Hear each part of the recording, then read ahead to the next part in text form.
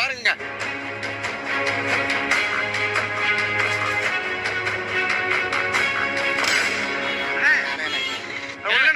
Friend ப்ளீஸ்ண்ணே, எதுவும் இது பண்ணாதே. குடும்பமே இதை நம்பி தானே இருக்கு.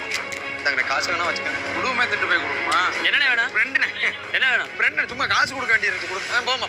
சரிம்மா, உனக்கு இப்போ எவ்வளோண்ணே வேணும்? ஒரு டன் எடுத்துக்கிறேண்ணே. ஒரு டன்னா? ஆமா. ஒரு கிலோ எவ்வளோப்பா? கிலோ 25 ரூபா.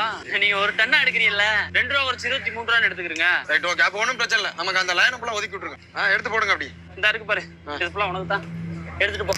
4 கிலோ பழம் எக்ஸ்ட்ரா போடுறேன்.